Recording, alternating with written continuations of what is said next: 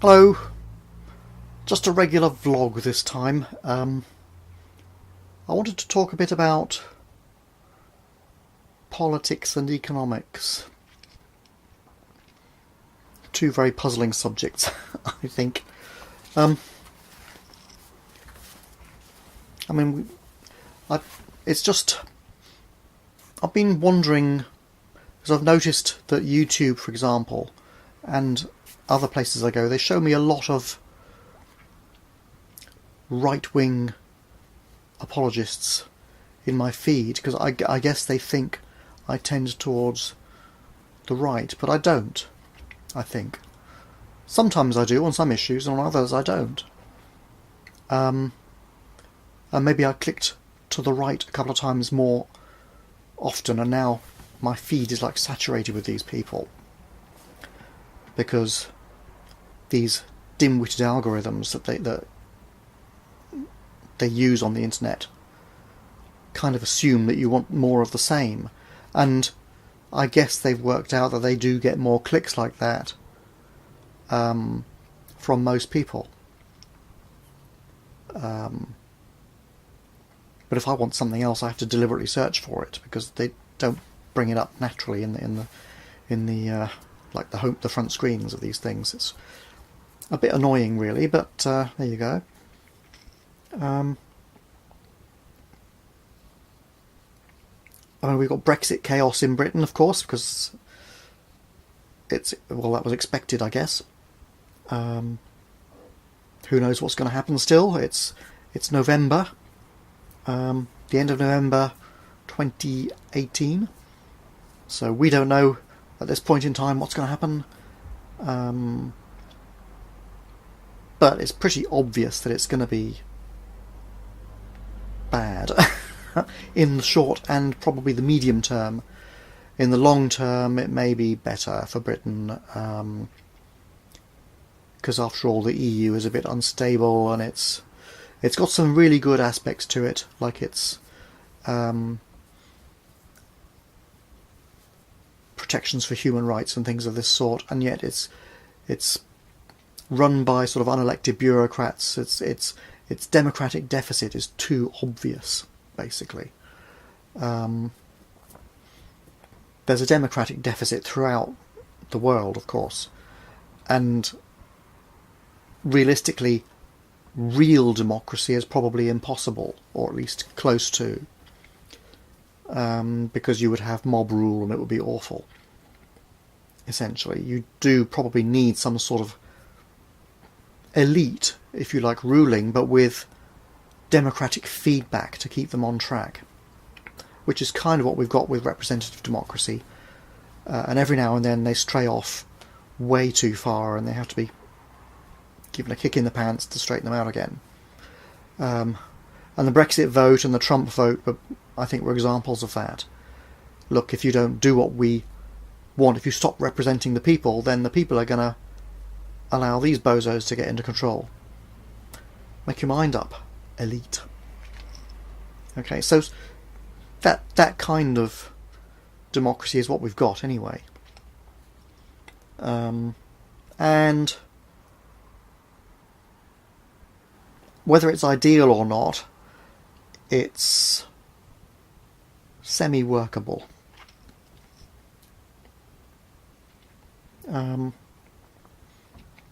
But I can't say that I'm a right-winger politically, like in Britain. Yeah, the Tories were probably better in power than Labour would have been over the last few years, actually, but because Labour had spent the family silver, as it were, and the Tories had before them, but Labour were in power when the crash of 2008 happened, and it had been their policies for many years, which led to its effect on Britain when it happened. So gross economic incompetence, frankly. But Tories, the Conservative Party, the right-wingers now, they have they're worse in certain aspects. First of all, they're much more callous. Homelessness has tripled under the Tories, and no, they don't care about it. I think they think these people should just go and get a job or something, right? And okay, you might see them sleeping on the streets in the middle of the day when they could be hunting down a job in theory, but they sleep during the day because if they sleep at night they'll get robbed or mugged or something. So there's that problem. And anyway, who's going to hire some super smelly homeless person anyway? It's not an easy situation to get out of. The Conservatives are basically just relying on charities to help these people, and it's... is my microphone recording? Yep. It's not really acceptable. And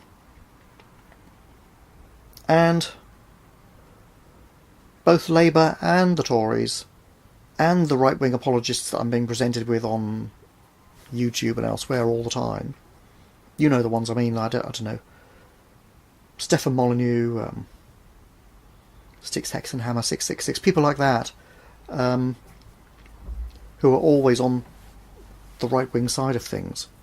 A lot of what they say is very interesting and right, but I take issue with this idea, which is not just with them, but it seems to be a propaganda-based idea throughout our whole society, that everything should be viewed through the lens of economics, and that the market is always right. I think that is dead wrong. Okay. To say that the market is always right and that the market produces the best outcome just flies in the face of historical fact. When the Industrial Revolution came into being throughout the 17th, 18th, 19th centuries, the standard of living for most citizens in Britain went down steadily and severely until, at its worst, the life expectancy of the average person in Britain was actually worse than it had been during the Stone Age. That's what market forces did when they were unregulated. So, people who tell you that the market will make everything right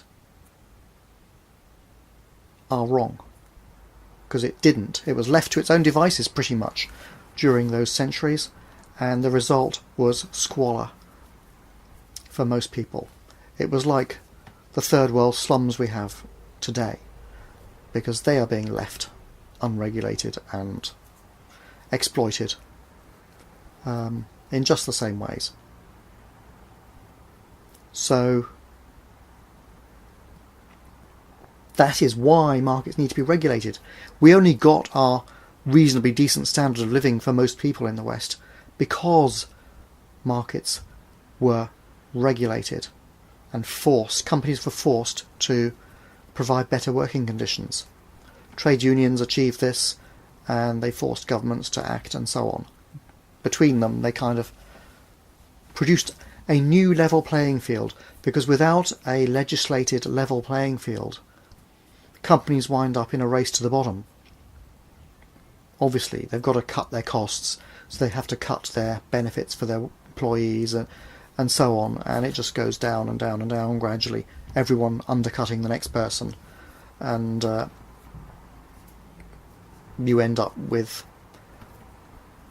not a very efficient economy in terms of how it looks after people, and actually it's not that efficient financially either, because it tends to concentrate wealth in fewer and fewer hands when the markets are unregulated. And you can do a simple test to see whether that's a good idea by taking it to its extreme. This is how you test things test ideas basically in a mental model, in physics for example, but I think it applies to economics too. Assume the extreme state. Does it work? which would work best, where all the money is owned by a single person and nobody else has anything, would the economy work? Nobody could buy the rich person's goods because they wouldn't have any money. So there'd be no incentive to produce anything, and that would be that. No economy. Alternatively, the other extreme, where everybody has an exactly equal amount of money, at least to start with. Okay. Would the economy work? Yes. It could kind of work. Now, you wouldn't have enough money to build a factory and start producing. But a bunch of people could get together, pool their resources, start a factory, start a farm, start doing stuff. It could kind of work. I'm not saying it would be ideal or anything, but you can see that you have an economy in that situation. But in an unregulated market, inevitably, a few get rich and they start to undermine their competition. It's like in the modern world now with the unregulated markets, we have all these criminal companies dominating the world markets. Google, Apple, Microsoft, Amazon, Uber, and so on. And yes, they are criminal companies. Okay. Just to check, I had a look. Let me just look at what I found out about them, what they have been guilty of. Google. Do you remember the Wi-Fi snooping scandal, which they pretended was accidental, where their cars, their Google Street cars, which are producing Google Earth and photos, were also snooping on any open Wi-Fis and collecting data on the users. Google said it was accidental. Of course it was, yeah. They store all your search results without real consent from you. You consent, but it's forced consent because you have to use their services. You have to let them do whatever they want, basically. They've been fined $2.7 billion by the EU for search bias and promoting their own products. And it wasn't just a little either. The EU studied 1.7 billion real natural search results, search queries, and examined Google's search results on them, and found that on average Google's competitors did not appear until the 4th page of results. Now hardly anyone leafs through 4 pages of Google results to click on something. So Google wasn't just doing it a bit, they've been biasing their search results a lot. And that's why many people use other services like DuckDuckGo for searches. It's more objective, and they don't record your searches and results against you. Of course, Google reads all your documents, which you save on Google Docs and what have you. They may claim it's private, but who believes that? I don't. We know that the American government has a history of snooping on everything and giving useful information that it finds to its own companies. And these big companies, corporations, they have to do what the government tells them to do. So it's you can count on it not being private, I think.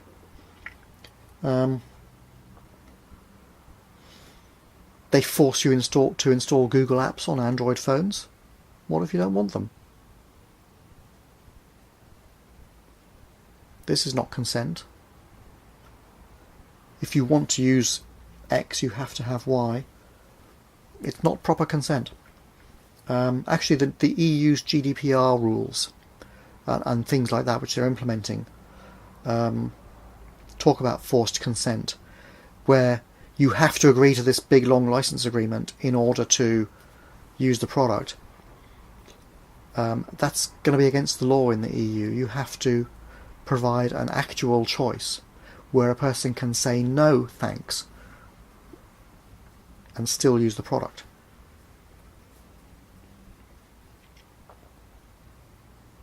So I can choose to let Google do A, B and C but not D, E and F with my data. Because at the moment you just have to let them do whatever they want if you want the service. You might say, well, it's a private company, they can do what they like. Well, for a small or medium-sized company, maybe that's reasonable, but for a company that dominates the world market, that's not reasonable. They need to be regulated, obviously, because they're not doing it themselves. And the argument that a private company can do what it likes is looking at things through the lens of economics. And I will come back to that, because the economic lens is the wrong lens. I'll explain why in a bit. Another company, Microsoft, many antitrust violations and forcing its own search engines on people with its operating system. It's still insistent with it, but at least it's not forced these days. It was with early versions of Internet Explorer. They were even threatened with being split into two companies at one point, and that panicked Microsoft, and that's why we don't hear about them as being such a bad company anymore. It's because they nearly were broken up for being so bad. They deliberately don't make their products, Windows in particular, compatible with those of rival companies. I mean, for decades now it's been hard to play QuickTime movies and stuff on Windows. Right, you have to. It's always been awkward. It used to be almost impossible, and there's no reason for that other than Microsoft being anti-competitive. And Apple does the same. They're equally anti-competitive. Apple used to be the underdog, and everybody liked them because they were now the underdog, and now they're just as bad as Microsoft ever was. They've been fined $14.5 billion for tax evasion, by the way. Facebook? Now, come on, privacy violations left, right and centre. Oh, I'm sorry about it, says Mark Zuckerberg. Sure. Data leakages all the time. Manipulating elections. Unethical experiments with users. Data feeds or walls and what have you. Facebook, Instagram, Google, WhatsApp, they're all in violation of the EU's GDPR privacy regulations already, and they're being sued. And they all use forced consent, where you don't get a proper choice over the terms and conditions that you will agree to use their products. You either accept or you don't get the product at all. It's not reasonable for big companies, as I say. Amazon. Wide-scale violations of labour laws and treating employees as contractors. They're not the same thing. Abuse of zero-hour contracts. 18th century working conditions, like they have timed toilet visits, in their warehouses. And things of this sort. Dumping. Dumping is where you sell products at a very low, an artificially low price in order to crush the competition. So, for example, we have a Whole Foods organic food chain in Britain. And I didn't used to shop there, except rarely, because they were incredibly expensive. Organic stuff is always overpriced in my view, and it certainly was in those shops. But they've been taken over by Amazon now, okay, and the prices are now cheap, really cheap, probably, I would guess, at cost or less. And why is Amazon doing that? There's only one reason. It's not because they believe in low prices. It's to crush the competition. There are other organic shops and small suppliers and small providers and so on who are not going to be able to compete with these low prices over time. Amazon crushed bookshops, A, because of the convenience of the Kindle, and B, because of very low prices on books. And now that, let's say, 80% of the bookshops have closed, there's a few that are able to survive, but not many. Now you find that some books are actually not available on Amazon anymore. They're being censored. Ones that, okay, they may be controversial and so on, or distasteful. But why is Amazon being a censor? I don't think that's in the public good. And the government may be censoring too. I don't believe in that either. I think that's not in the public good. But there you go. Once you have a monopoly, A, you can decide what the customer gets, and B, you're usually forced by governments to determine what the customer gets to some degree, and these big companies like YouTube and so on are being forced to be politically correct when they were not as they were growing. And it's a bad thing, and if these companies were not so monopolistic, if they hadn't managed to crush so much of the competition through questionable activity, we would be in a better position all round, censorship-wise. Uber, breaking the same kinds of labour law violations as Amazon, and widely hiring unlicensed drivers and things like that in violation of the rules, which are there to protect customers and the public from incompetent drivers and criminals and so on. Uber's also been known to sabotage competitors, competitive taxi drivers and taxi companies by phoning up fake calls all the time and booking fake journeys, and then not turning up or cancelling them at the last minute in large numbers. Again, when they go to a city, they will often use unlicensed drivers for a time until they're forced by the local authorities to change or quit. They nearly lost their licence in London. I think they've been let off. They've also booked calls with rival companies, taxi journeys, but Uber staff and employees and contractors have then tried to persuade the drivers to join Uber whilst on the journeys. These are all underhand practices, unethical. Unethical in the sense that they're bad for the wider society. PayPal, perhaps not so bad. There have been some privacy violations, and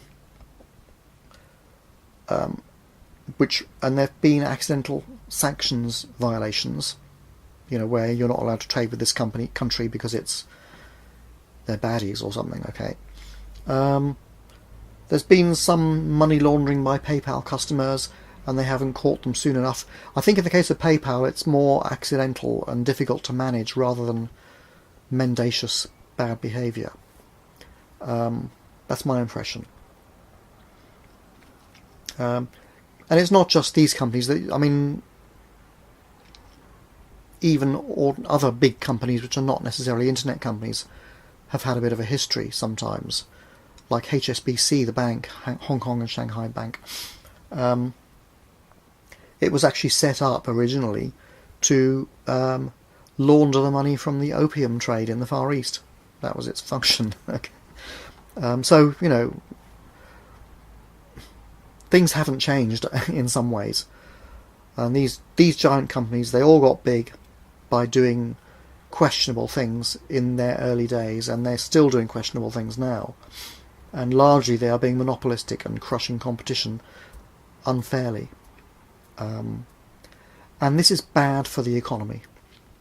As I think I've pointed out, it reduces choice. It encourages censorship ultimately. And that's what I mean by unethical. Really, it's you don't get the best of all possible worlds when you leave things to an unregulated market. And a truly unregulated market would not have any laws constraining these companies, would it? So you can see how it's not going to work, and it doesn't work. And as I say, in the 19th century, 18th centuries, it didn't work. We actually have the lesson of history showing us how it didn't work. And we have much of the third world now showing us how it doesn't work. It does not enrich the bulk of the population. It's only when regulation forces level playing fields between these companies and they have to comply, and a few of them are fined or broken up for not complying, that you actually get a decent standard of living and a reasonable sharing of wealth for most people. So when you listen to these right-wing speakers, just bear in mind the historical lesson and think about what they're saying. As I say, a lot of what they do say, actually, it does make sense, but just watch out for when they go too far. You see, the market is not the be-all and end-all. It is just a tool. Its function is to do what humanity wants. It's a tool for us to use. You can say it's like nature, it's like natural selection, it's survival of the fittest and all that. But we're tinkering with the genetic code these days. We're going to tinker with that too. And why not? Oh, it's playing God. It's playing God. Well, God gave us the ability to do so, apparently. And it would be unethical not to, apparently, because if you don't tinker, you don't improve. Obviously, we're going to fix genetic diseases. We're going to maybe make some horrible mistakes. If we accidentally tinker with ourselves to the extent that we lose consciousness, that will be a big problem. Anyway, economics, the market. We should tinker with it because it's just a dumb, unconscious, natural law in process, and we should steer it to our own purposes. So in for that reason, among others, the ones that I mentioned, economics is the wrong lens to be looking at everything through. And our politicians, our pundits on YouTube and on the TV and elsewhere constantly look at everything through the lens of money. The correct lens, I would say, is the public good.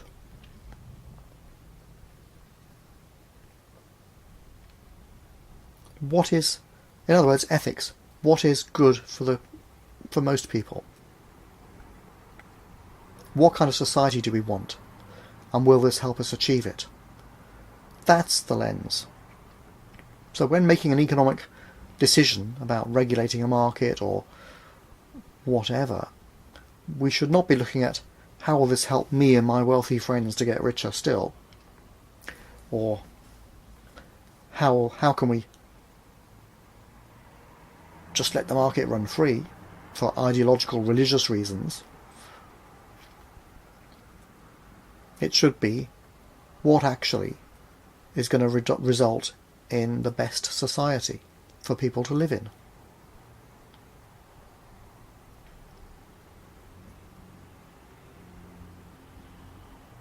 Do I sound like a socialist? I'm not an ist or an ism type. I look at each issue, and neither of the sides represent my views. Neither do the little parties. I actually think political parties should be banned, and we should just have MPs who vote individually, based on what they think. There you go.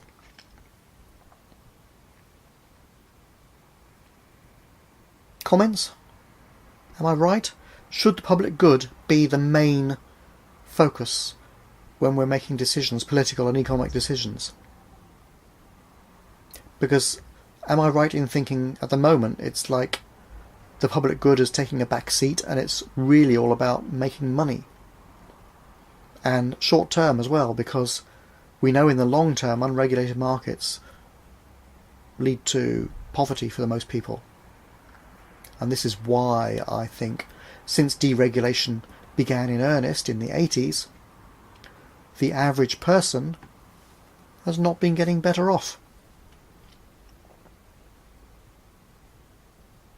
We've got different gadgets, but we had gadgets then, just not the same ones. Now most people can't afford to buy a house. Now libraries are being closed because apparently society can't afford them. And yet we're told we're richer than ever. Well, we're not. It ain't being distributed properly. It's not working.